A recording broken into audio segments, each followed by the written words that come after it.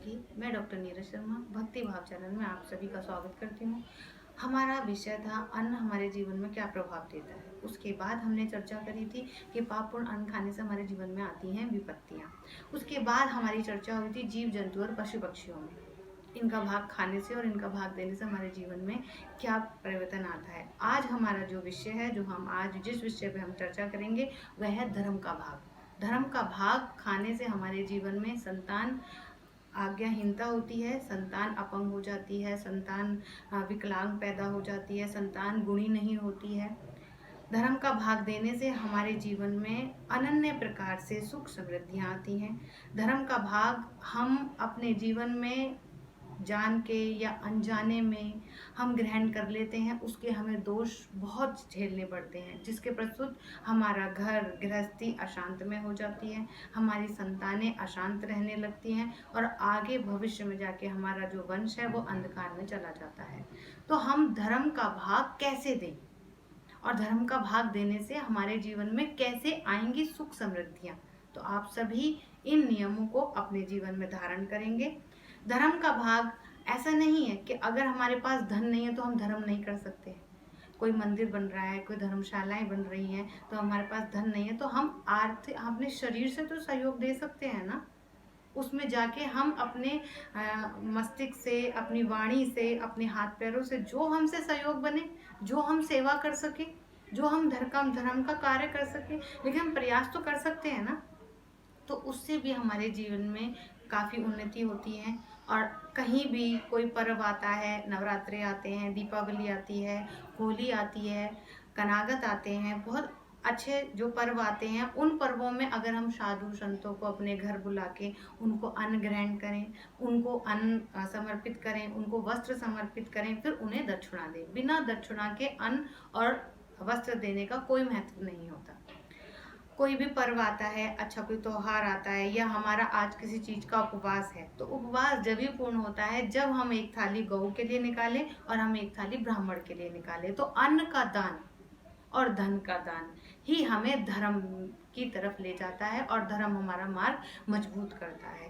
इसलिए हमें कभी भी कोई भी त्योहार पर्व आता है तो हमें ब्राह्मण को जरूर जमाना चाहिए। हमें संतों को, ऋषियों को अपने घर में चरण अवश्य दिलवाने चाहिए और उन्हें भोग और उन्हें वस्त्र देके, उन्हें दक्षिणा देके जो अवश्य विदा करना चाहिए। इससे हमारा जो धर्म का जो भाग होता है वह सही तरीके से उपयोग में आता है। और धन और अन्न का अगर हम सही तरीके से इन नियमों के अनुसार हम उपयोग में देते हैं, हम अपने हाथों से दान करते हैं, तो वह हमारा अन्न और धन शुद्ध हो जाता है। और वो शुद्ध अन्न और धन को जब हम अपने जीवन में उपयोग करते हैं, अपने बच्चों के जीवन में उपयोग करते हैं, तो वह फिर संस्कारिक रूप में आ जाता है। हमारे बच्चे संस्कारिक होते हैं, हमारे अंदर सद्बुद्धि आती है, हमारे विचार शुद्ध हो जाते हैं। इसी विषय पे एक बहुत अच्छा प्रसंग है, मैं आप सबको सुनाना चाहूँगी और इससे हमें बहुत कुछ सीखने के लिए मिलेगा। एक बार राजा राम जी की सभा थी, उसमें सभी लोग बैठे हुए थे। राम जी की सभा के आगे एक कुत्ता बहुत जोर जोर से चिल्ला रहा था। राम जी ने अपने मंत्रीगण को भेजा कि आप जाइए एक बार देखिए कि ये क्यों इतना चिल्ला रहा है, क्या कष्ट है इसको। वो गए, उन्होंने उसको नहीं बताया।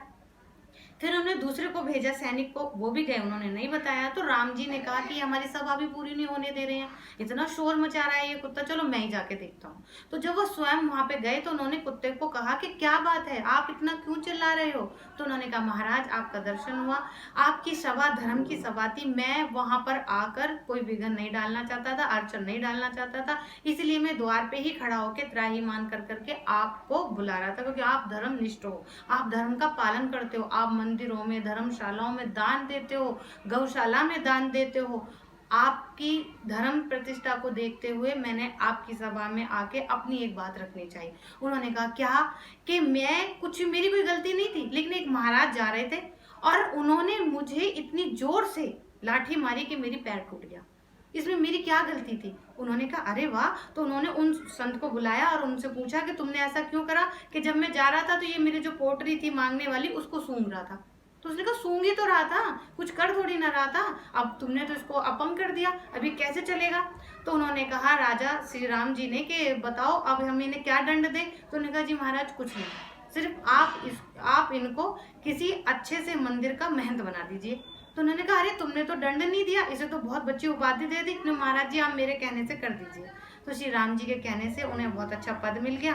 फिर उन्होंने पूछा आपने ऐसा क्यों करा? उन्होंने कहा कि जिस पद पे ये हैं, मैं भी पहले जन्म में इसी पद पे था, और लोगों का मैंने जो खाया धर्म के नाम पे, गौ के नाम पे, गौशाला के नाम पे, मंदिरों के नाम पे, कन्याओं के नाम पे जो मैंने दान लिए, वो मैंने उन सब चीजों में तो लगाया ही नहीं, और मैंने अपने पे सारा धन सब अपने पे ही लगा दिया, जिसके परिणाम स्वरूप आज मुझे दर दर कुत्ते की योनि में आके भटकना पड़ता है।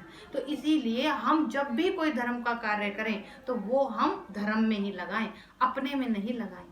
इसी तरीके से हम अपने जीवन को धर्म के नियमों में अन्न धन दान करेंगे तो हमारा धर्म मजबूत होएगा और हमारे जीवन में सुख समृद्धि आएंगी। आगे हम मिलेंगे समाज का भाग, समाज का हिस्सा देने से हमारे जीवन में क्या लाभ आता है। तो हम फिर मिलेंगे, जब तक कि हम अपनी वाणी को विराम देते हैं। जय माता दी।